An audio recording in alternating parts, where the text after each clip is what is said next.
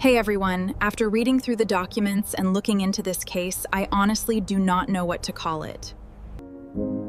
A mother wrote a children's book about helping kids survive the pain of losing their father.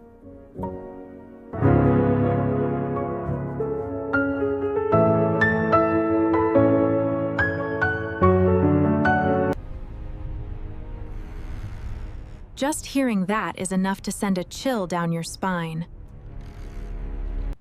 No more talking around it.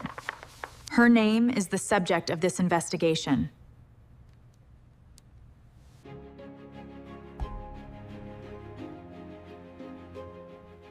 She wrote a book for children. Daddy's gone, but his love is still here.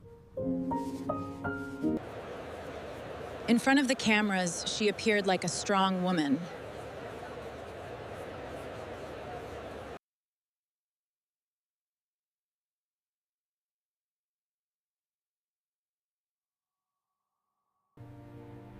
A mother who wanted to turn her family tragedy into comfort for other kids.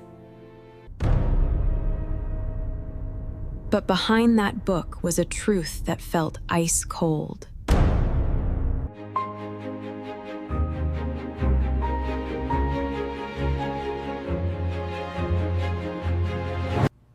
And the mother who wrote about grief was later convicted of causing her own husband's death. Her family member's name was the individual mentioned in this story.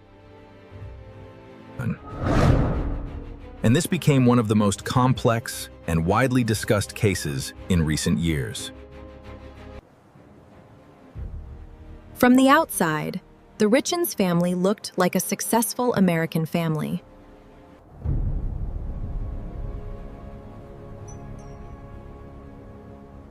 They lived in Utah.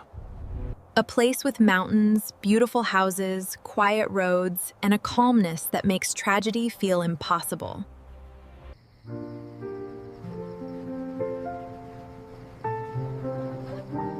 He had a family.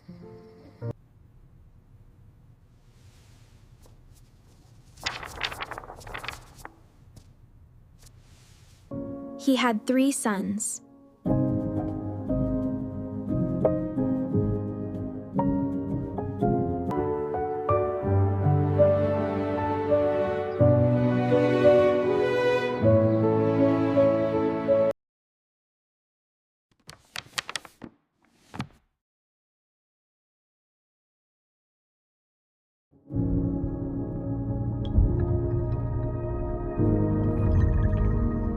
She was a mother.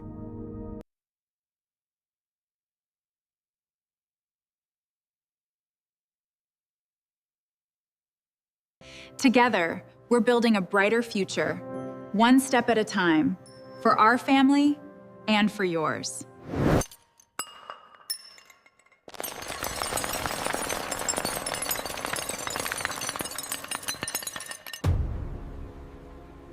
Inside a home, things are not always what outsiders imagine.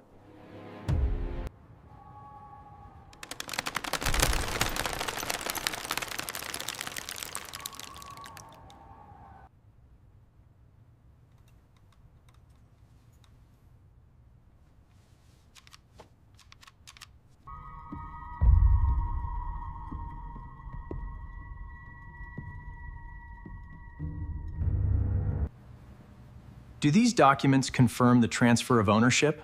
Yes, they do. Here's the blueprint and the title. I have to figure out what to do with all of this insurance.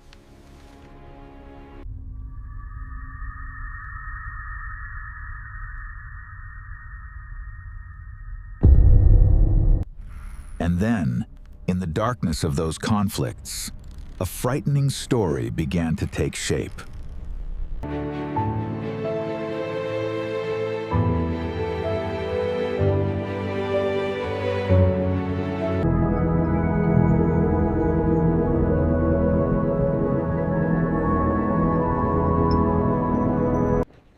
But later, when the case came to light, Prosecutors said Eric's death was not an accident. Not a natural tragedy.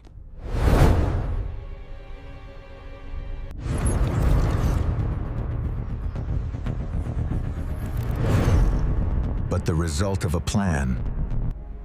A plan hidden beneath the image of a wife, a mother, and a family that looked normal. March 2022.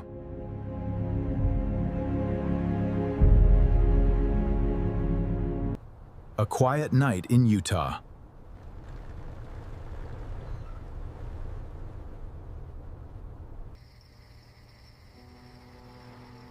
From the outside, everything may have looked completely normal.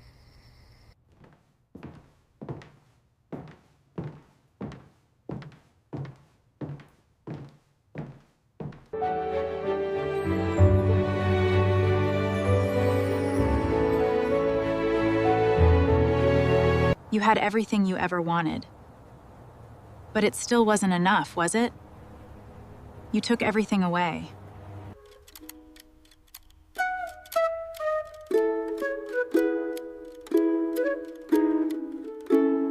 A life still moving forward like any other day.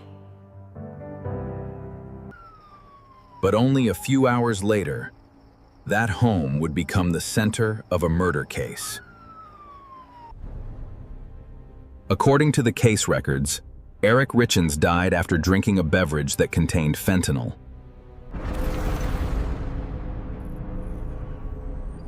Fentanyl is an extremely dangerous substance.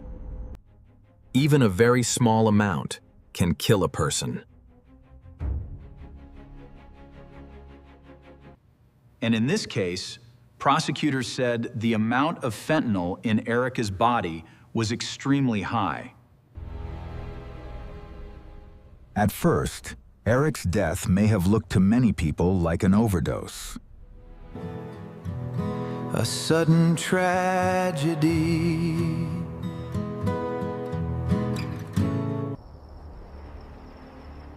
But something terrible had happened in the night.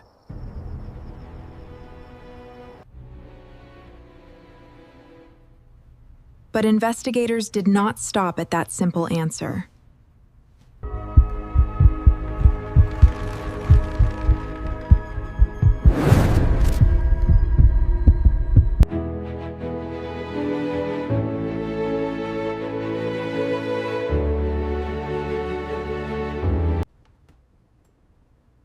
Did he use that substance himself?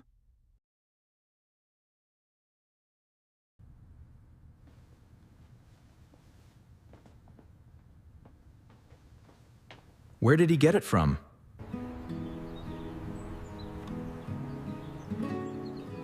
Who was with him before he died?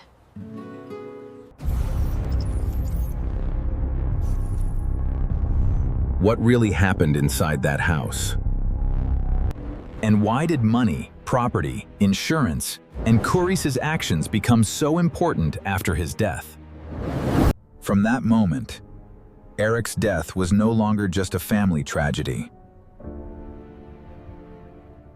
It became an investigation question.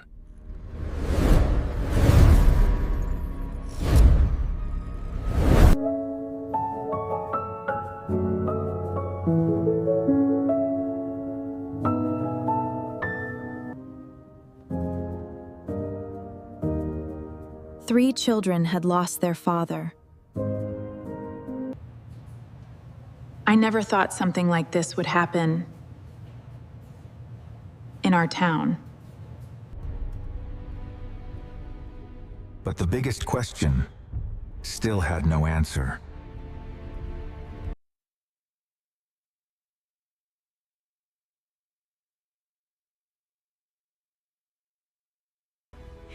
I have always prioritized the safety and well-being of my family.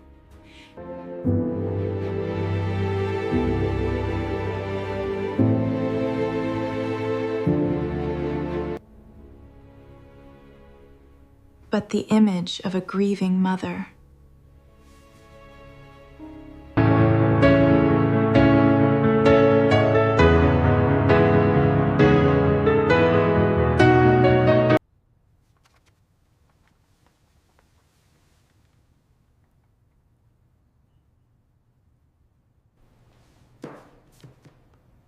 and then she wrote a children's book. Losing him shattered our world. It's a pain that never truly fades. At this point, I honestly find it disturbing.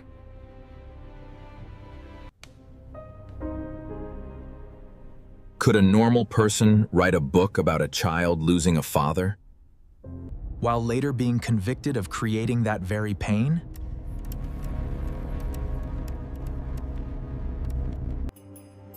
The book was introduced as a way to help children feel that a lost loved one was still with them. It wasn't just a simple story. There were layers to it.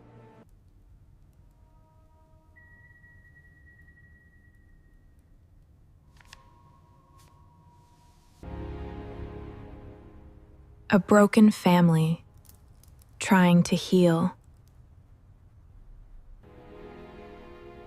A small book written from loss. But that very detail is what made this case feel so chilling.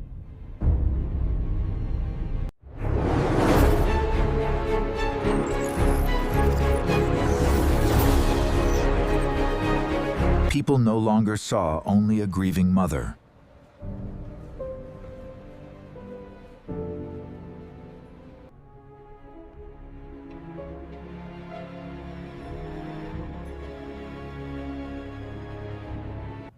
If prosecutors were right, the woman who wrote a book about helping children survive losing a father,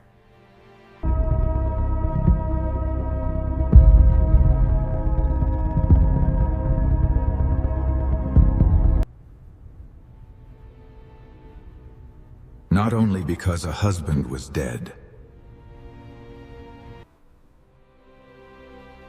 not only because 3 children had lost their father, But because after that death, there was a book about grief.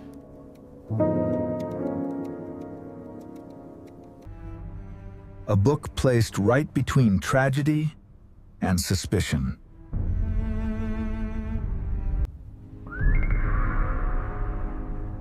A book that made people ask one question.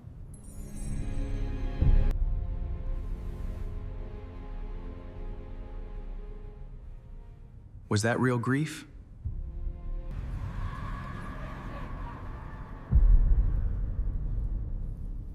Or was it a performance? In many family crime cases, the first question is often simple.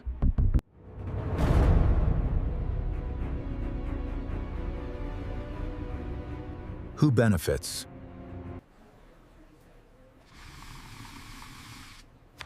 That question does not always lead to the right answer. Who benefits?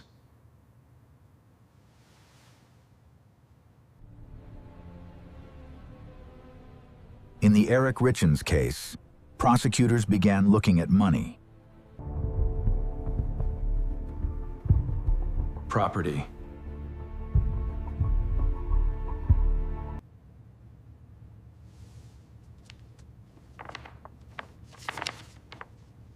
Insurance.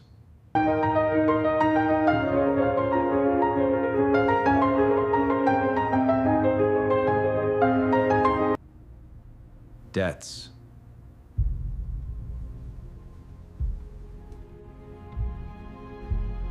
and what Kouri could receive if Eric was no longer alive.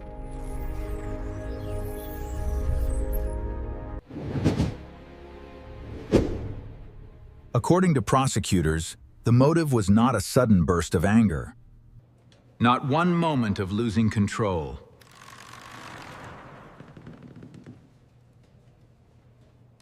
It was money.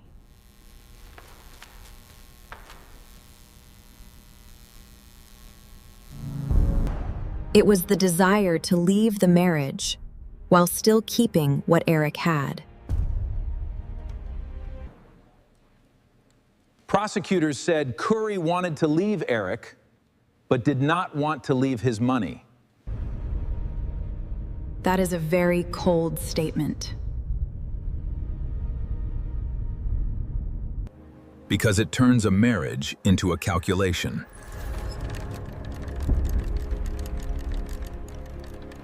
If there was a divorce, many things could be lost. Many things could be lost. Planning for the future starts with securing your legacy. We're here to help.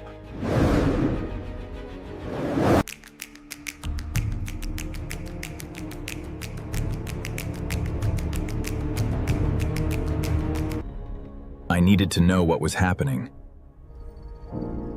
I was growing increasingly concerned.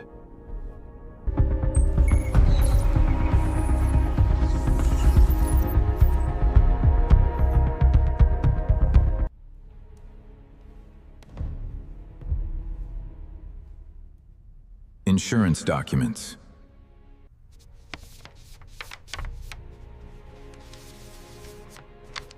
Decisions before death.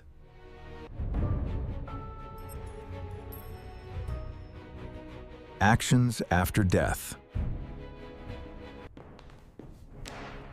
All of it began to be placed side by side. And when those pieces stood together, the perfect family image almost disappeared. In its place was a question.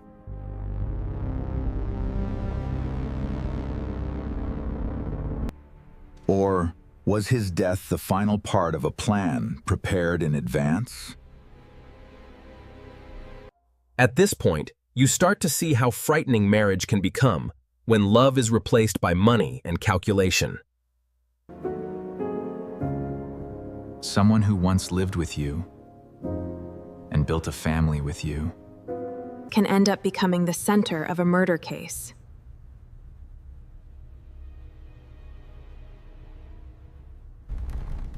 Just thinking about it is enough to make your blood run cold.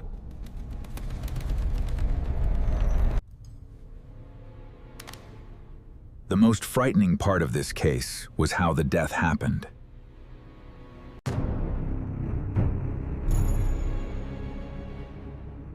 Not an attack in the street. Not a gunshot in the night.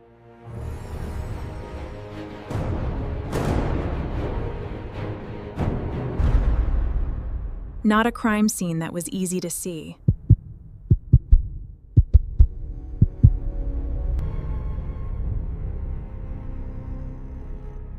But a deadly poison.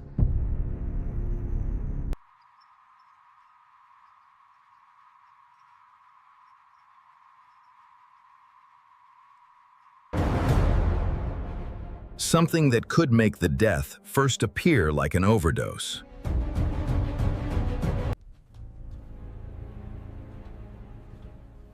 In the courtroom, prosecutors focused on fentanyl.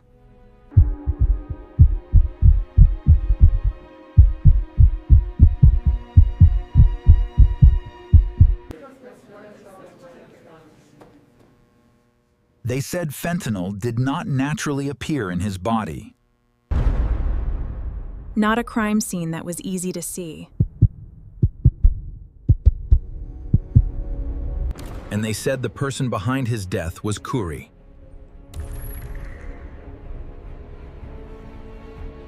To prove that, prosecutors did not rely on only one detail.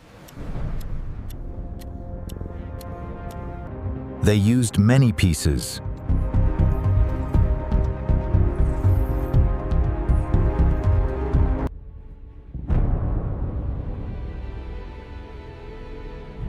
Statements. You need to see this. Just checking in. Don't forget. Okay. Okay. Meet me at.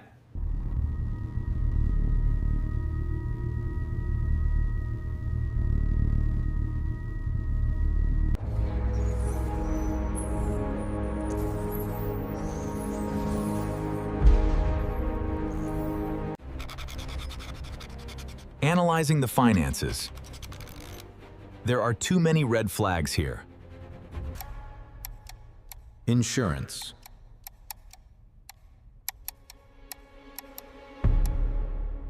Behavior before and after the death.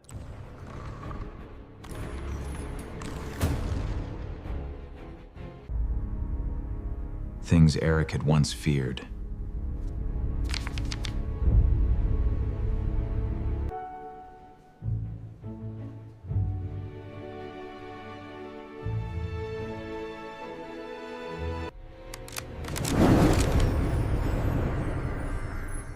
The case did not only ask one question.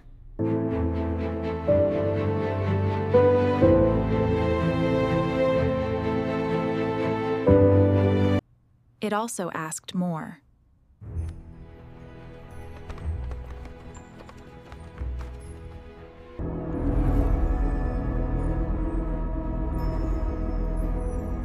Who had the opportunity?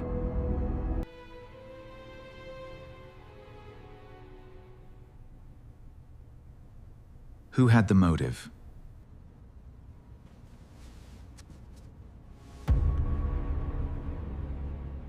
Who benefited?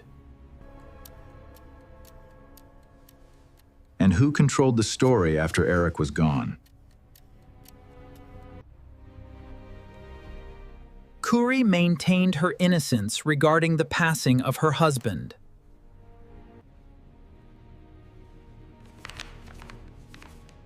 The defense tried to offer another explanation. It also asked more.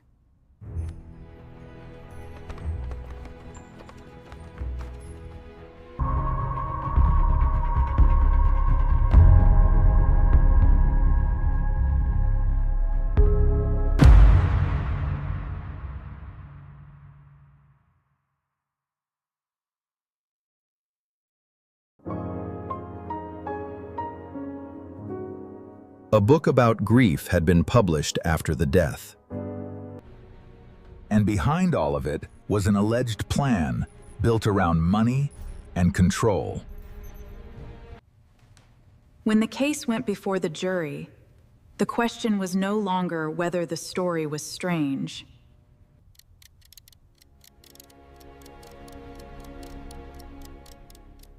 The question was this: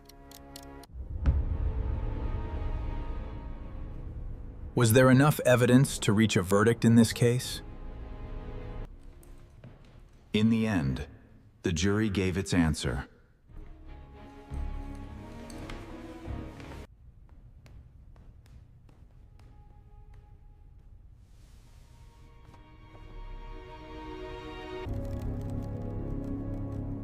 A mother who once wrote about the pain of losing a father was convicted of causing the death of that very father in the story.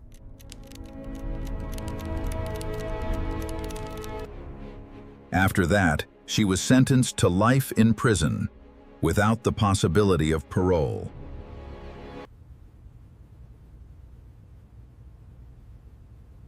That was the legal end of the case.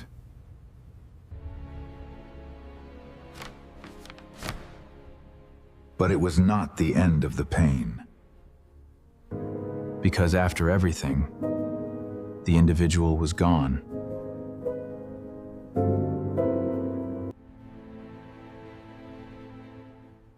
Three children still lost their father.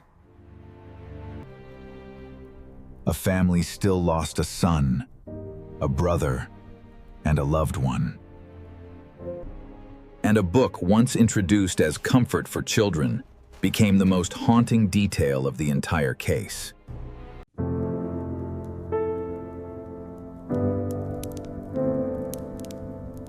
Think about that.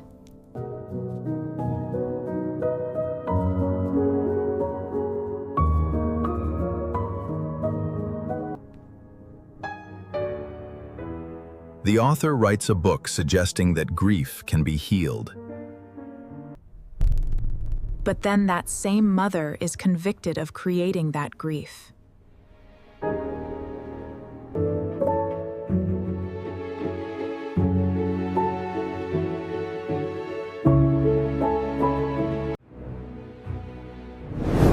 and America witnessed one of its strangest cases.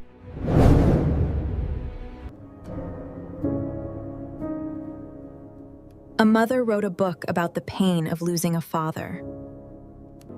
But in the end, she was held accountable for her actions.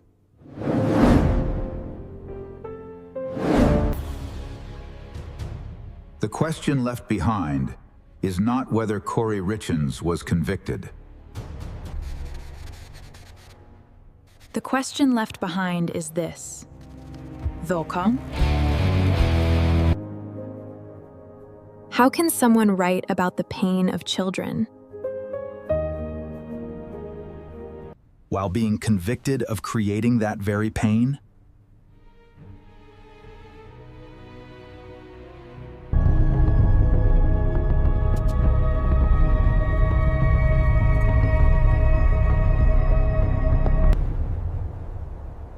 That is it, everyone.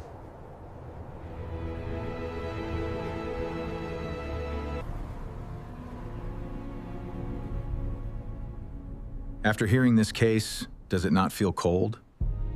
If you love someone, if you live with someone, then live with them honestly. And if not, sometimes being single might actually be safer. Oh, humanity.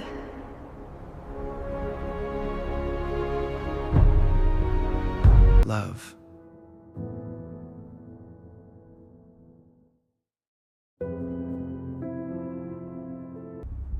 Money.